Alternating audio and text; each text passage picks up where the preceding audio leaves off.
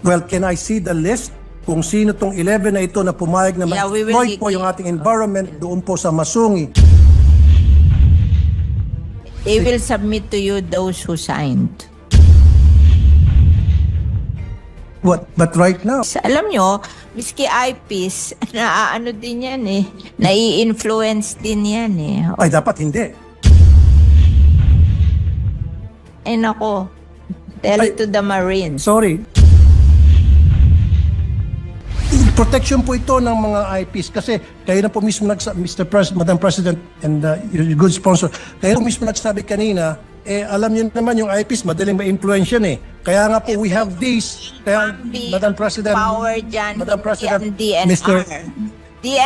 Pambi, Kaya nga po we have this. Can we allow her please to continue? And you will give you all the time to ask a No, question. Madam President, Yes. ako munang magsalita kasi I'm explaining eh. Inagaw niyo po yung time ko eh. I was the one explaining and my witness is the minority We leader. suspend session for a minute. Now, last but not the least, ito na po yung sinasabi niyo kanina. Masungi Conservation Area, Ancestral Domain. Sabi sa'yo, last but not the least, the Masuni. Ito. Okay.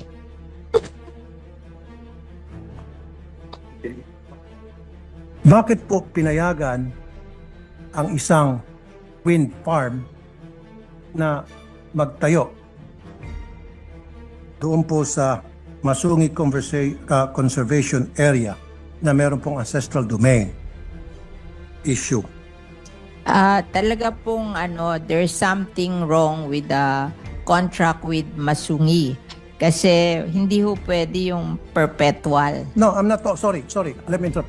Para hindi na masayang oras natin. I'm not talking about Masungi Foundation. I'm not talking. Mamaya na po natin pag-usapan yon later. What I'm talking is just the Masungi Conservation Area. Not the foundation. So, despite the fact na ito po ay declared as ancestral domain at meron pong nagkiklaim ng mga IPs at under proclamation number 1636, it was declared as a sanctuary, wildlife sanctuary and game preserve at hindi po dapat pwedeng panghimasukan ng anumang commercial activities, explorations, exploitations, etc. Dahil marami po mga ibon dyan at mga halaman na endemic po sa Pilipinas. In 2020, a proposal to measure the potential of wind energy was given to the state of family as a CPS. Yes, measure them.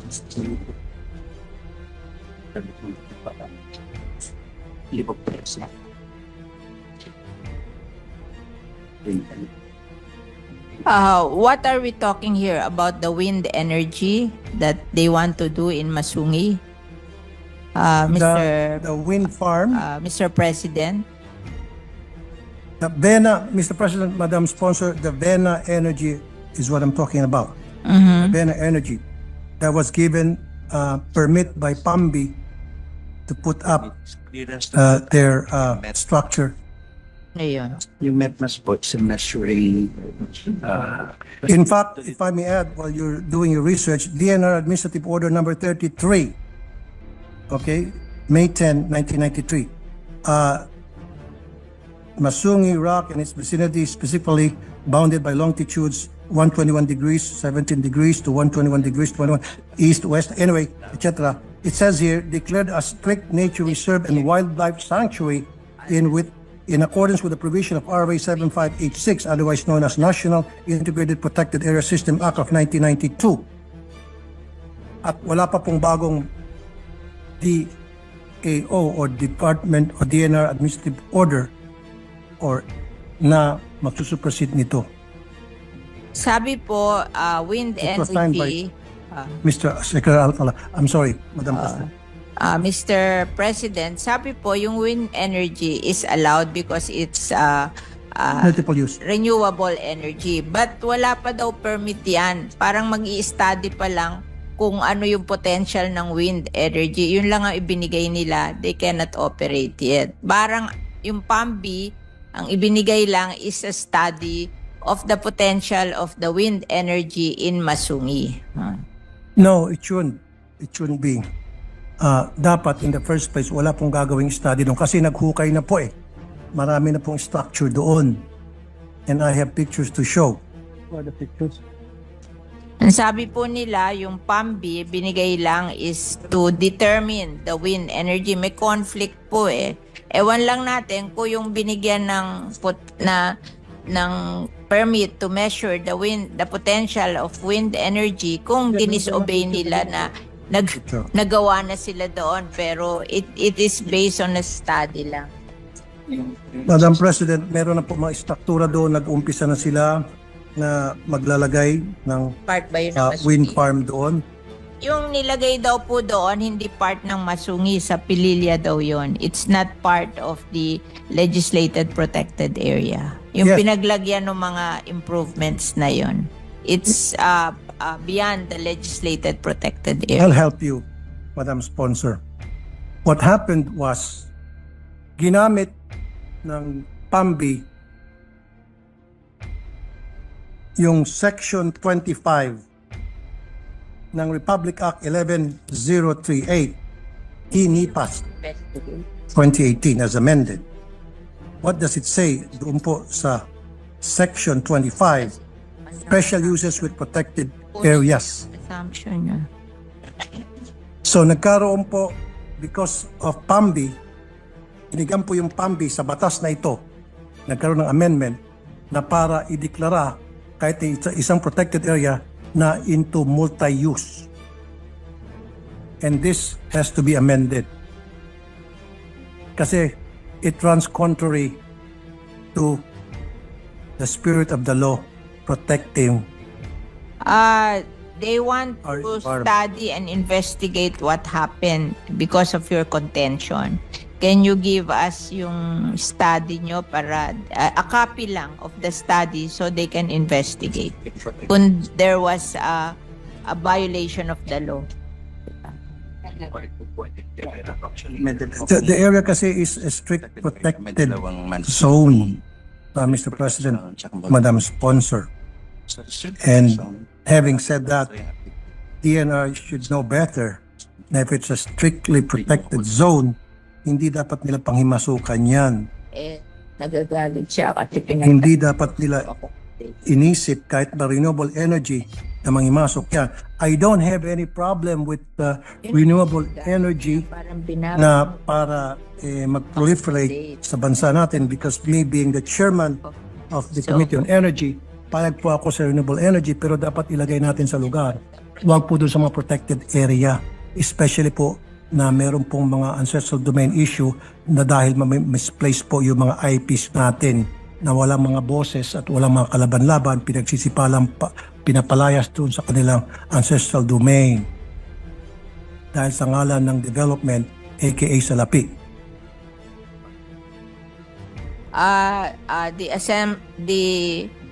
The point of view of the DNR is in every protected area there is a place for strict implementation of the law. They call it the strict protection zone. Tapos there are also areas in the protected area, yung tawag nila multi-purpose, multi-use zone. Yes. So hindi naman nila pinayagan do sa strict protection zone. Doon lang sa multi-use zone. Exactly. Ngayon, kung may other complaints na pinaalis yung mga tao, ganun-ganon, then let's have the complaint and we will investigate. Exactly. Exactly. Thank you very much for that answer, Madam Sponsor. That's exactly what I want you to say. Now, ang nangyari kasi, nagkaroon po ng multi-use zone classified po ng DNR using Section 25 of the e-NIPAS law as amended 2018 from Republic Act 7586 of the NIPAS Act of 1992. Now, yan po, hindi ko na pwedeng contest yan dahil batas po yan. Okay? I will not contest. However, nakasaad dito, Yeah, para ang PAMBI ay payagan na mag-classify na multi-use sa isang strictly protected area, kailangan, ito na po yung minention nyo kanina, Madam Sponsor, members of the PAMBI board, which consists of DNR Regional Director, Governor, Senator of the Republic of the Philippines who is duly registered resident of the province,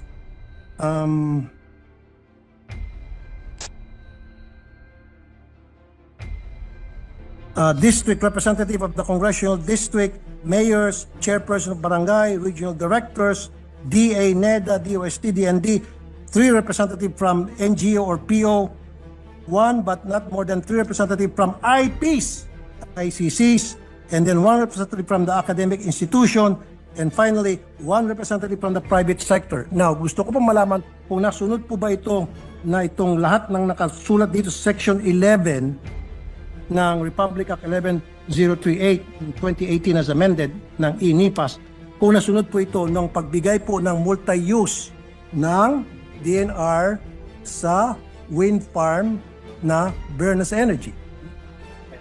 Bena Energy. Kung nasunod po. Nandyan daw po lahat dyan nung magbigay ng permit. Well, can I see the list kung sino tong 11 na ito na pumayag na Yeah, we will ma-exploit po yung ating environment doon po sa Masungi? Sa amin. Yun yung mga local mahilig. I need the list of those people na pumayag na i-exploit natin itong tinatawag nating Masungi Conservation Area na which is declared as a strictly protected area. So itong 11 members na nag-sign, members of the board sa PAMBI allowing the exploitation Local ko. of Masungi, I need a list of those people Kami nga. and their signatures. And very important to me is yung pong IPs. Meron po bang pumirma na IPs? Meron ba? Meron? I need a list and I need the They will submit to you those who signed. what? But right now, Kasi pero ho yan, I'm warning you that yan, majority wins. 'Di ba? Kahit na hindi pumirman lahat, kung majority pumirma, panalo yun. Oh. I know. Pero ang selection process ninyo, kailangan meron pong IPs. Ayun, on. pina-follow. Kaya nga, paano po sinelect yung IPs? May I know? Oh. From the experts? Baka hindi naman pumirma yung eyepiece. Alam nyo, miski eyepiece, naaano din yan eh. Nai-influence din yan eh. Ay, dapat hindi. Ay nako, tell it to the Marines. Sorry. Tell it to the Marines. Dapat hindi po. Kasi, kawawa na po yung mga IPs. sa Kulang nga po. legislated protected area, Yeah. nangyayari yan. Yung mga barangay na i-influence eh. Kawawa naman po yung mga IPs. Kulang nga po sa pinag-aralan, kulang po sa kaalaman, and then i-exploit po natin because we're saying na madali silang ma-influensyahan. Dapat we try to help them to make sure that they will not be easily influenced so that gagawin po nila kung anong tama para sa kanilang proteksyon. Oo nga, hindi siya maniwala na yung IPs pumirma.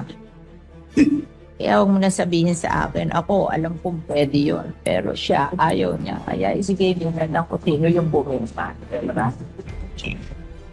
I'll help you. Would you mind if I'll help you? Yeah, you're very welcome, Mr. Okay. President. Kasi bago po mapili ang isa o dalawa o tatlong IPs na sumama po sa PAMBI sa selection process. Number 1, dumadaan yan sa Indigenous Political Structure or IPS. Okay? Ano po yun? It consists of tribal leaders that have exclusive right na para magpadala po ng representative nila kung hindi sila mismo ang sumama doon sa PAMBI. Number 1. Number 2, dapat dumadaan po sa tinatawag na FPIC, Free and Prior Informed Consent. Process ito na ipapakita na itong IPs were not coerced and were not influenced, just like what the good sponsor said na madali na influence. Kaya nga po mapasok itong proseso to make sure na hindi po sila na-influence, hindi po sila na-coerce. Ito po yung FPIC. And finally, evidence to 1 and 2 I mentioned, dapat may certification precondition or CP documents from NCIP pirmado na nagkaroon ng tamang proseso at pumayag ang IPs community. In the absence of these 3, then invalid po yung pag-recruit nyo ng IPs para maging member ng PAMBI's board.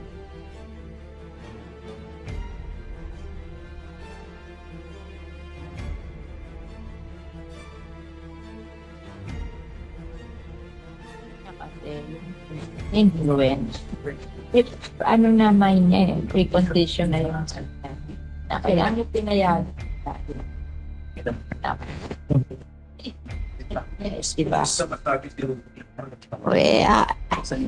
Ipakita mo na lang yung mga papeles para pa-convince siya. Kasi hindi natin yun.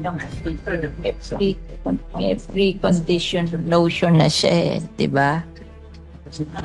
We, Mr. President, we will just submit all the papers available to the DNR about the action of the PAMB. We just want to reassure you that it is not yet a permit to operate the windmill. It's just a study to find out the potential of the wind farm here in the legislated. Thank you, Madam President. Thank you, good sponsor. Yes, I definitely agree with you. So, I need to see the CP, Yes. Certification of Precondition signed by the NCIP. Kahit na testing pa yan, kasi ang nakalagay sa batas, kahit na testing, dapat hindi. Doon sa mga lugar na merong issue sa ancestral domain. Kaya nga po dumadaan doon sa tatlong sinasabi kong steps. Without those, then invalid po yung mga nakapirmang IPs doon. So I need a copy of the CP na pirmado po ng NCIP. Because kanina lang po, tumawag ako sa NCIP, wala po silang pinipirmahan na CP allowing the exploration, the testing of anything whatsoever commercial doon po sa Masungi Conservation Area. Now, if you cannot show me CP, again, I will defer the budget of the DNR in favor of the IPs. Can we defer? Do we have time to defer? Ano? Wait. Wait. If the sponsor has a query, we suspend session first. However, for now, yeah, if the DNR wish to, they can submit to us, to me, copies of those documents that they said they're trying to research now, and they are going to show me, especially those last documents that I requested, the certification of precondition signed by the NCIP. Now, if they're saying na meron po silang ganon, then I need the person that will show me the CP na signed ng NCIP, put that person under oath na yan ay valid documents, at kapag napatunayan na hindi valid yan, siya po'y makukulong, makakasuhan dahil I just spoke to the NCIP people, main office and regional offices, wala po silang ini-issue'ng CP. Now, kung sinasabi, otherwise sinasabi ng DNR na meron, then let's see. Yes, we recognize Senator Villar. Yes. They were the DNR was saying that what the IP signed is to make the study. There is no permit yet to implement the project. So when you cannot ask for the NCIP commitment because that is given when there is a project. But ito parang permit lang to study the project. So ang pumirma lang yung IPs, yung IP representative. Kaya nga po, para makapagpirma ang isang IP representative, dumaan po dapat doon sa tatlong process na minention ko po. Number one, dapat may tinatawag na indigenous political structure. Tribal leaders po ang mag-a-assign, mag-designate kung sino ang allowed na mag-represent doon sa tribal group nila. Number two, meron po yung tinatawag na free and prior informed consent to make sure po na ito po yung process ng NCIP to make sure na itong IPs were not influenced and were not coerced. And then finally, dapat po meron pong evidence of 1 and 2 that really happened. Certification of precondition, ito po isang documentation from NCIP to make sure, to ensure na nagkaroon po ng tamang proseso, and this should be signed, na pumayag po yung IPs, and this document should be signed by the NCIP committee.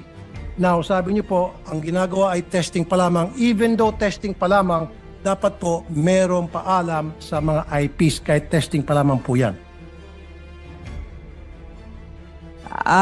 Mr. President, it is not the power of the DNR to appoint the IPs or to see to it that the right IPs are represented in the PAMBI. It's the PAMBI who will decide if they will accept the representation of the IPs. So, hindi po natin marirequire ang DNR doon kasi may right ang PAMBI to choose kung sino ang magiging member ng PAMBIs. It's according to the law. Madam President, and the good sponsor, yes, kasi once na ginamit niyo po yung IPs, meron pong batas ang IPs sa pamagitan ng tribal group nila. You cannot just go to the IPs and approach them and say, hey, you, I want you to be... No. Kailangan po may proseso So, talaga. ang sinasabi ng this is the law. DNR, hindi sila magpo-provide ng information na yon, kundi yung PAMBI. Kasi sila yung nag-approve na Kaya yun nga ang member ng PAMBI. Exactly. So, the DNR cannot produce that document. It's the PAMBI. Yes, Of Madam President. the The PAMBI, Masungi. yes, the PAMBI are the ones, base po dun sa batas na binanggit ko kanina, Kaso ang member ng PAMBI, hindi naman lang DNR. Marami. Oo, may Yeah, local but since government. there's an may issue, NGO. Madam President, good sponsor, since meron pong issue ng ancestral domain at ang IPs po dapat dito ay ginagalang, nirespeto, ni-recognize. So, kailangan po talaga kasama sila doon po sa pagbuo nitong PAMBI Board of Directors para doon sa isang project. Opo. Okay. Now, sabi ko rito, sabi sa batas ng IPs, dapat meron pong tinatawag na selection process at dumadaan po yan sa IPS. Tribal leaders ang pumipili kung sino sa kanilang miyembro ang pwede, binibigyan ng authority ang pwedeng mag-witness o maging member ng PAMBI. Hindi po PAMBI, pwedeng basta-basta na lang po natin hindi. ituturo kung sino dyan sa protection po ito ng mga IPs kasi kayo na po mismo Madam President and your good sponsor, kayo po mismo nagsabi kanina, alam niyo naman yung IPs madaling ma-influence yan Kaya nga po we have this, kaya PAMBI, Madam President, power dyan, Madam President, hindi ang Mr. DNR. PAMBI. Kaya nga po we have this. But maybe just request, well, of course, Your Honor, the sponsor, can we allow her please to continue? And you will give you all the time to ask a No, question. Madam President, Yes. ako munang magsalita kasi I'm explaining Tinagaw niya po yung time ko I was the one explaining and my witness